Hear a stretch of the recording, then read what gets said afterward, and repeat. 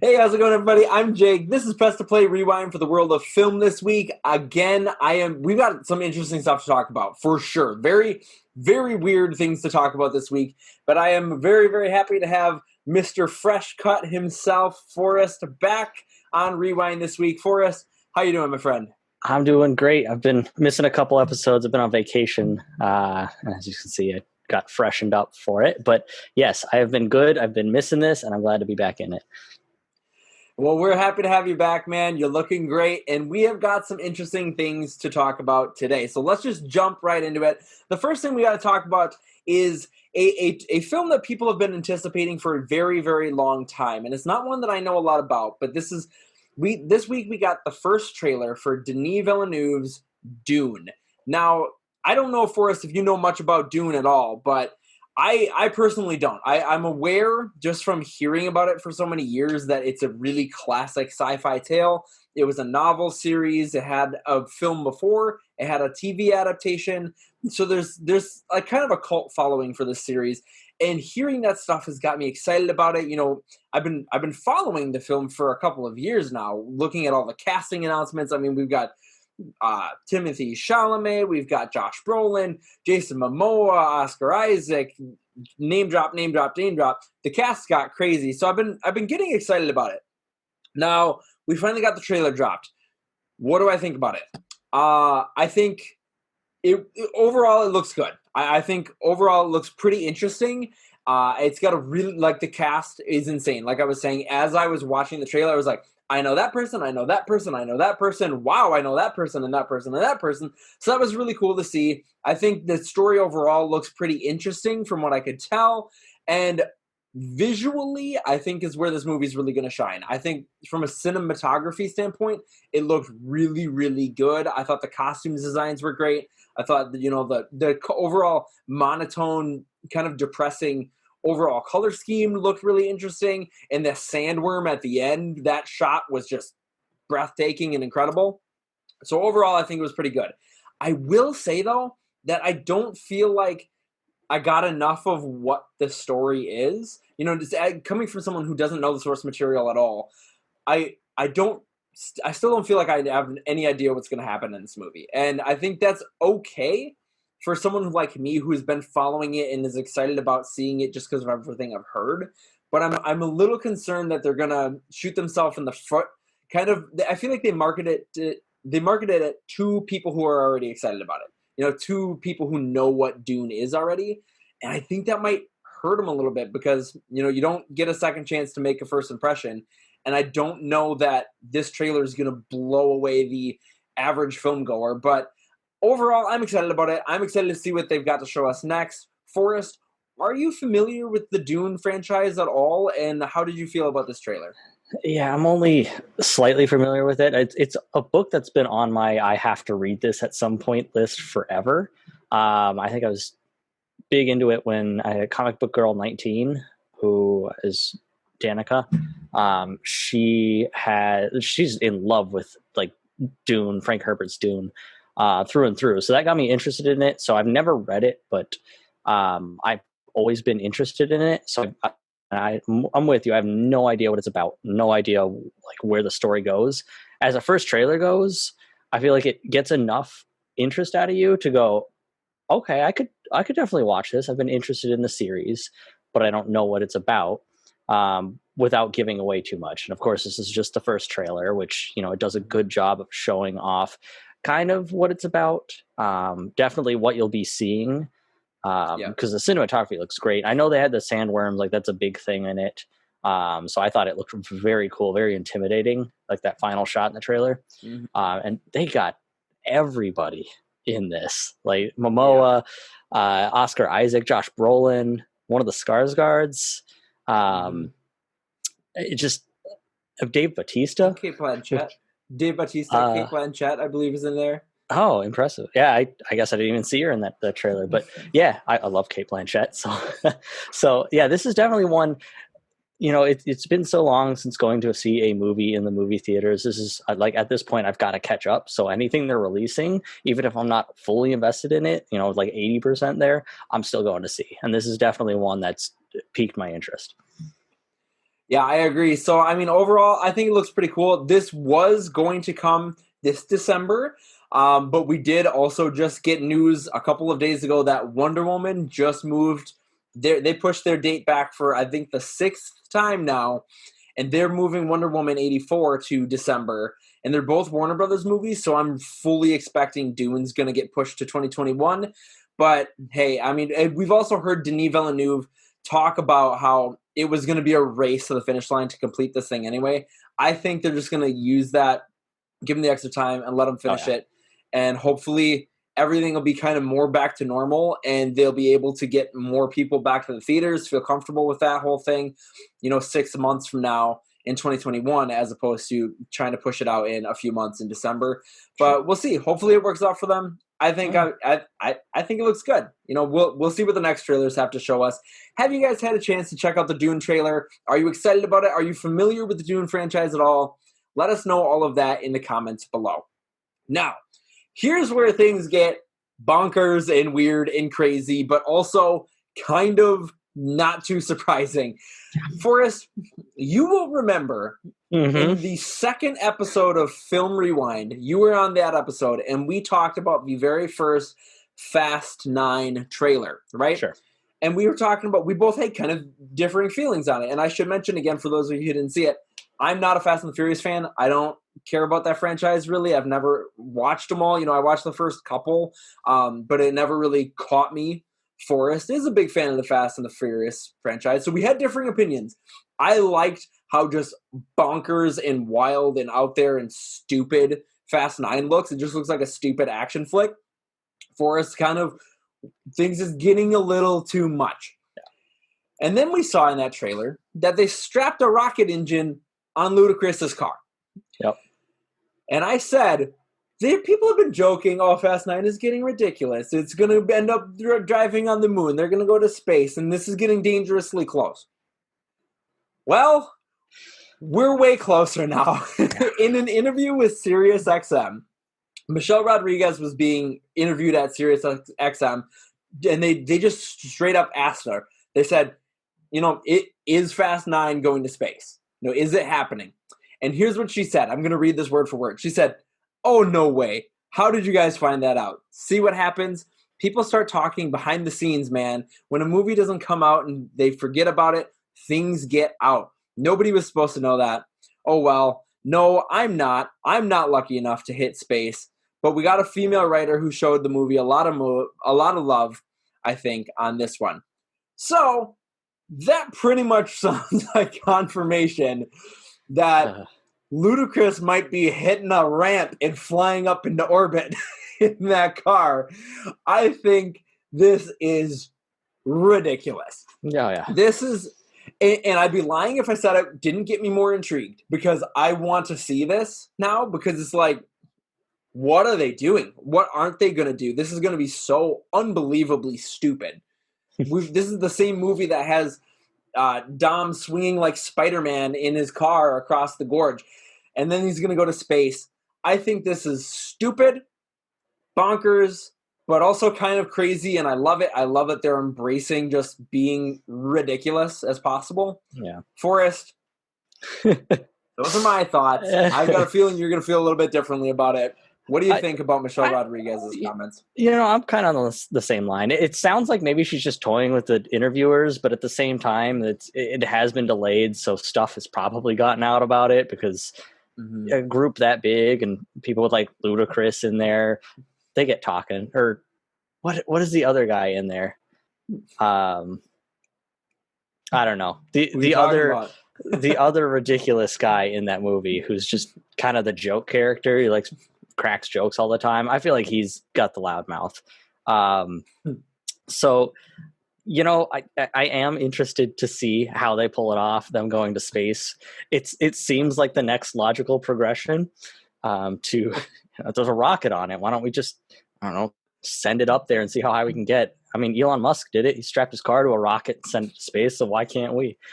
So normally I'm okay with that. Like crazy, stupid action movies I love, but when you've got this well-established franchise that they keep taking it off the rails, it kind of hits home a little bit, where you're like, not this franchise, but it will be cool to see when that comes out. I still think that rope swing thing is ridiculous. I don't understand how that plays out.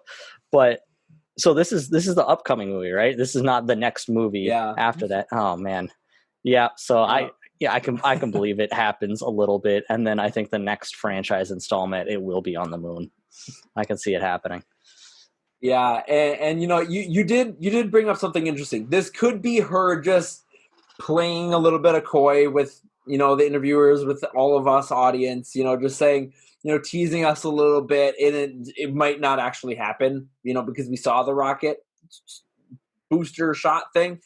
But I don't know. I think they're gonna do it. I really do think they're gonna do it, and I think Dom is gonna go flying off of a ramp and just go soaring through space. I don't know why they're going to space. I don't know how they're gonna drive in space. I don't understand how that's gonna work. If he's got little separate NOS boosters on the sides of his car that boost certain areas and they go flying through space. Yep. I don't know how they're gonna do it, but I think they will. Here's a question for you though. Okay. How far do you think they can take Fast and the Furious into a ridiculous territory until it becomes too far? Because I feel like they've driven on icebergs. They've gone flying through the air. They're going to swing across a gorge. Is going to space too far, do you think, for people? Do you think they might just say, okay, this is just totally unbelievable at this point? Or do you think that audiences are more established enough to understand that this franchise has become ridiculous and we're just here for the fun? It depends on the person. I think if it's a person who's in it for, I've been watching a couple of them. They're fun. They get kind of crazy. I'm in for that. I think they're going to be like, oh, that's fine. For me, they went too far about 2 or 3 movies ago.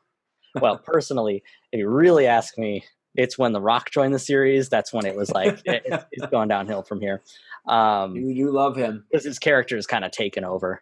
Ever since they lost Paul Walker in the 7th one, like that send-off was emotional. I was sat in the theater and cried watching him, pull off the other way, said goodbye to Dom, and you're like, oh man. And then they did the next movie. You're like, poor taste. And then they did the next, there's a movie after that, and you're like, they're just going to keep milking this thing. So I think like the true original fans, I think are going to, some of them, I think it's going to put them off, or they're not going to be in for this one, but I think they've got enough of an audience clearly to keep making these movies.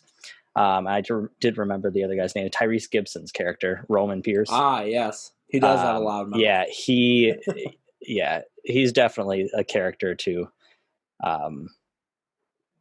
He's the joke character, so I feel like he's probably the loudmouth in this. They'll probably send him up too. Yeah, he'll probably go up there reluctantly and be like, "Oh hell no, I'm not going to space." But yeah, so I don't know, you guys. I think this sounds totally bonkers, but I really do. If I had to put money on it, I would assume that it's gonna happen. What do you guys think? How do you feel about Fast 9 potentially going to space? Do you think it's gonna happen? Do you think it won't happen? Are you excited for it to happen, or do you think it's just utterly stupid? Let us know all of that in the comments below. And now, whether or not Fast 9 is going to space, we are going to go to space, and we're going to talk about a little bit of Star Wars. Now, Star Wars has been an interesting fandom to be a part of over the last number of years. Ever since Disney took over, I feel like the fandom has kind of divided for a number of different reasons. People like certain movies, people don't like certain movies. It's been very divisive, and just overall it's been a weird ride. Now, I got to start this off by saying, from my point of view, Force Awakens is my number 1 favorite Star Wars film out of the entire saga. I love that movie. Every time I watch it, I like it more. I absolutely adore that film. Last Jedi didn't really work for me. I didn't absolutely hate it, but I was kind of meh. And The Rise of Skywalker, I enjoyed. I enjoyed that movie. I acknowledge it has a lot of problems, but I enjoyed what I watched. That said, you could kind of tell from each of those trilogy movies that it didn't feel like they had a plan of where they were going at all. I think that was apparent to a lot of us. Movie to movie, it it didn't feel like it was going anywhere. And Force There's Awakens, no flow. it really, yeah, exactly. And Force Awakens really felt like they were setting up Rey's parentage to be Hmm. something, to be interesting, to have some kind of connection to the past. Obviously, The Last Jedi said, no, she's nobody. And that set people off. People were pissed. And I was like, okay, well, that's cool. Most Jedis we've seen aren't anybody. Luke is the only one who's ever been connected to anybody, so that's fine. Whatever. Rise of Skywalker comes along, and Rey is somebody, and she's Palpatine's daughter. And I was like, whoa, or not daughter, sorry, granddaughter. Yeah. And I was like, whoa, that's crazy, that's cool. And I was like, this is really neat. This is an interesting take. I wasn't expecting this. It definitely feels like a course correction from The Last Jedi. It feels kind of thrown in there. And it just, like I said, it didn't feel like they had a plan. At first I was like, this is awesome. As it kind of went on, as I thought about the film afterwards for the last number of months, I was just kind of like, it definitely feels like they course corrected. They made the jump where they didn't mean to make a jump. I don't know what happened. Well, now we kind of do, because Daisy Ridley was in an interview with Josh Gad, and Josh Gad, again, people asking these flat out questions, he asked her, did you always know Rey's lineage? Did you always know of her parentage? Which is something that they've been saying that she knew the entire time since Force Awakens. When Last Jedi came out, she went on the record, and what's his name? J.J. Abrams went on the record, and it was always the plan to make her nobody. Apparently, and I'm just going to read this for you because Daisy Ridley's response is very interesting. She says, at the beginning, there was toying with an Obi-Wan connection. There were different versions, and then it really went to she was no one. So it did actually change to she was no one. And then it came to episode 9, and JJ pitched me the film and was like, oh yeah, you're Palpatine's granddaughter. I was like, awesome. And 2 weeks later, he was like, oh, well, we're not sure. So he kept changing it. Even while filming, I wasn't sure what the answer was going to be. So this is confirmation that they didn't know where the hell they were going, what in the world they were going to do at all with this trilogy. And that it kind of bums me out, because as much as I don't love this trilogy, I don't hate this trilogy, but I feel like if they sat down and they made a plan, it could have been something I really, really loved. It could have been amazing. And for her to not know who she was or her parentage while she was filming episode 9, it just reeks of total confusion and chaos within Lucasfilm. So I mean, would I have liked to see an Obi-Wan connection over a Palpatine connection? I think I would have. I think that would have been really, really cool to see. In Force Awakens, you can hear, they took Alec Guinness's voice and Ewan McGregor's voice, and they had her do, Rey, these are your first steps. And there was this little Obi-Wan connection right from the get-go. It just felt like it was cool. They're the only people with British accents in the entire Star Wars universe. It could have been a really cool thing. I've seen a lot of people talking about the parallels between, a Skywalker being saved by a Kenobi when the Skywalker before could not be saved by the Kenobi before. And that could have been a really cool parallel there. I don't know. I've got a lot of mixed feelings about this. Forrest, I'm going to pass it off to you because I don't know how to feel about it other than just kind of frustrated. How do you feel about all of these comments from Daisy Ridley? I've got a lot of feelings about this too. With the original, like the prequel trilogy, George Lucas had a vision for how he wanted to set it up, how it was going to rhyme like poetry. And you can watch comparisons between scenes and ways people interact and dialogue and everything, and it rhymes. And with The Force Awakens, it kind of started that. You're like, okay, I think I know where they're going with this. Not too sure. And then, they completely diverted course. And it sounds like they didn't have a plan from the beginning. And it just frustrates me to no end that Daisy Ridley is coming out and saying, well, not that she's saying it, but that they did this. And she says, 20 minutes later, it was like, oh, I don't know. We don't really know what we're doing. We're just trying to figure this out. So she has no character to base it off of. She doesn't know her lineage. I know John Boyega has come out recently and just been trashing this film or this whole trilogy for the way they treated him, they treated other certain actors, and I'm with it because the original like teaser and the trailer and everything showed him with the lightsaber, and you're like, oh, this is going to be about him. Nope, complete out of left field. So I think they squandered not only Finn's character, what they could have done with that, but Rey's character as well. You know, they started off, she was, you know, some people will say she's a Mary Sue. I kind of believe this. You know, she was very strong without any training. She just kind of like jumped in and could do everything. Um, and then it's like, oh, it's because she's a Palpatine. And you're like, well, I guess I can see the connection to Skywalker. You know, Kylo is Anakin's grandson. So Rey is Palpatine's granddaughter. But the way it ended just kind of left more questions than answers. And it felt really rushed. I know JJ kind of corrected because Ryan Johnson was just like, we're gonna do this thing, screw whatever they set up before, which annoyed me because the Knights of Ren were teased in The Force Awakens. Like the trailer weren't shown in The Last Jedi. They just squeezed him into The Rise of Skywalker, and which that was going to be my favorite part because I loved Kylo and I loved his band of people. So it's very interesting to see that it's coming out that they didn't really have any direction and they just kind of forced these movies out, which is not a way to establish or to keep continuing a franchise. I mean, we just talked about the Fast and the Furious. Like they keep going more and more crazy, but it's along the lines of kind of what they've been doing. They keep taking it a little step further. Oh, we got this crazy thing, so why not try this thing? But it was just completely out of left field with Rey, and I don't know, kind of upset that they went this direction and that, you know, the actors are coming out saying we didn't really like it. So I'm wondering what they're going to do with the Star Wars franchise because the spin-offs have been fantastic. Like Solo wasn't my favorite movie, but it is up there. Rogue One, I know you don't love it, but it is still one of my favorite like war movies in the Star Wars universe. So Yeah, I think a lot of this speaks to a bigger issue, and that is an issue I've talked about on this channel before too. It is the issue of Kathleen Kennedy at the head of Lucasfilm.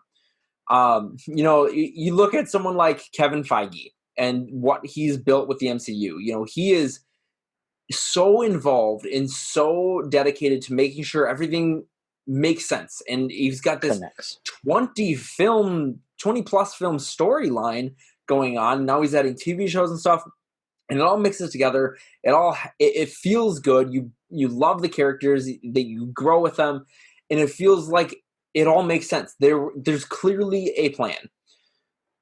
But, you know, and I should say, like I said before, Kathleen Kennedy, I don't hate Kathleen Kennedy or anything. I don't think she's awful at her job. I don't think she's like the worst thing to happen to Star Wars or anything like that. Because, like I said, she's responsible for putting The Force Awakens together. That's my favorite film in the franchise. I loved Solo. That is one of my favorite films in the franchise. Absolutely love that movie. I enjoyed Rise of Skywalker for what it was. She's responsible for bringing the Clone Wars back for a final season. She got Filoni and what's his name? And Favreau. Filoni and Favreau together to do The Mandalorian. I love The Mandalorian, right? What else we got? The Bad Batch is coming. That's super cool. We've got Mandalorian Season 2. We've got an Obi-Wan Kenobi show. She's done a lot of cool stuff, but she's also clearly squandered a lot of things.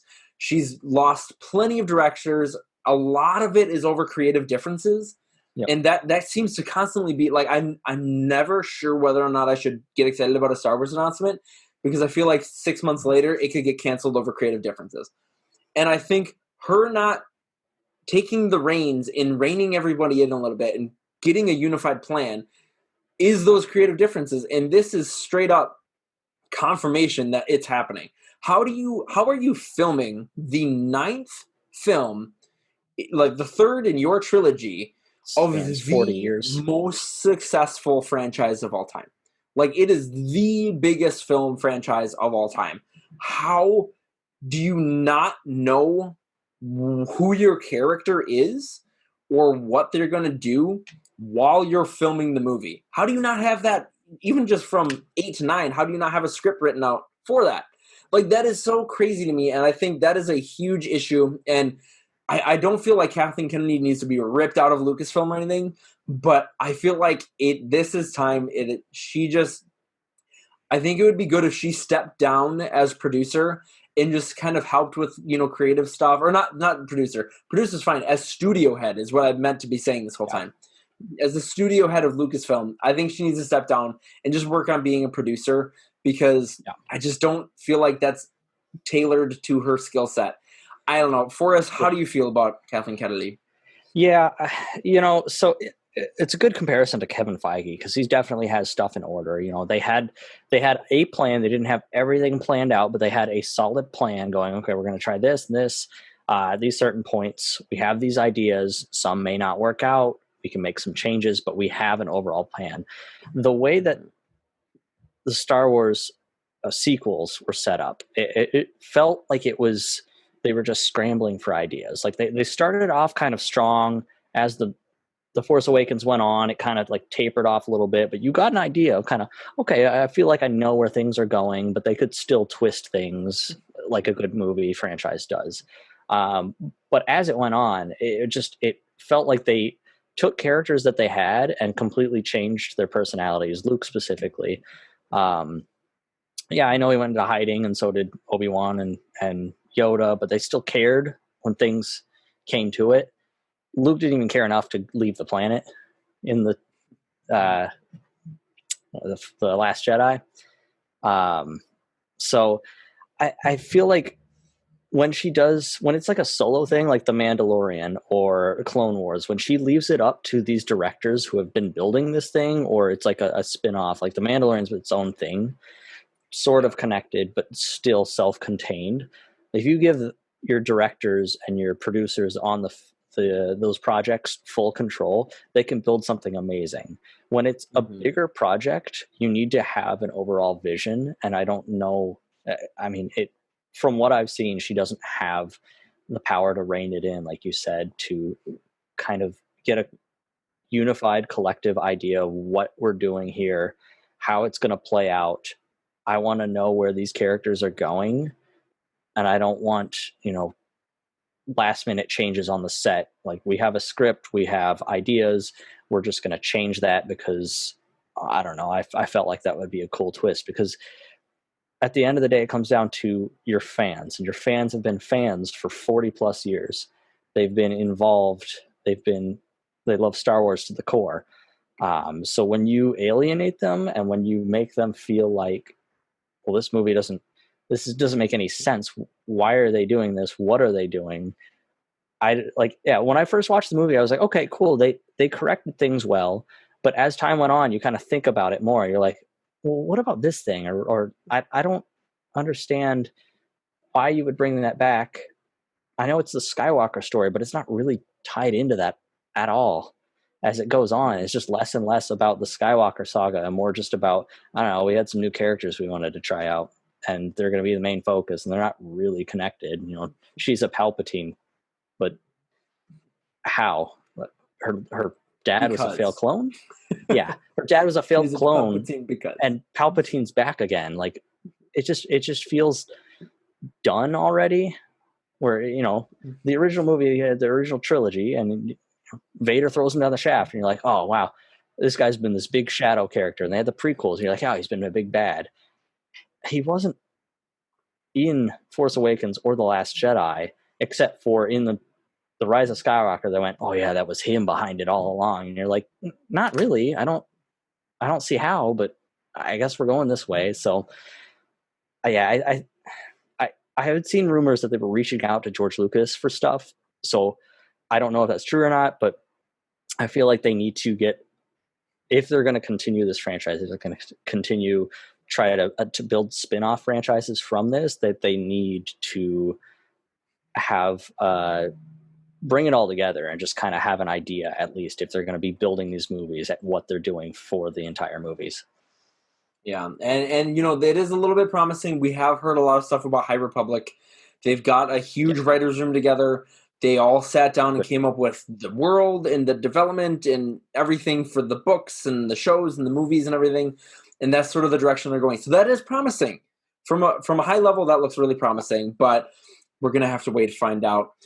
How about you guys? How do you feel about this whole thing about Rey potentially have been a Kenobi or a nobody or a Palpatine or what, and not knowing, Lucasfilm not having any lick of a plan what they were going to do with this trilogy at all, even through filming the final one in the saga? What do you guys think about all of this? Let us know in the comments below. And that is a wrap on this week's episode of Press to Play Rewind for the world of film. Forrest, thank you so much for being here, man. Thank you for having me. I love talking about movies, especially Star Wars. Thanks for letting me rant for a little bit. Hey, that was one that we both needed to rant about. That was a doozy of a story to see, True. To say the least. So let us know what you thought about all of these comments below. Forrest, thanks again for being here. If you guys enjoyed this video, please give us a big thumbs up by hitting that like button. And if you haven't already, hit that subscribe button to be the first to know when we upload a video. You can also find me on Facebook, Twitter, and Instagram at Press to Play OK. Thanks so much for watching, everybody, and we'll talk to you all later. Bye.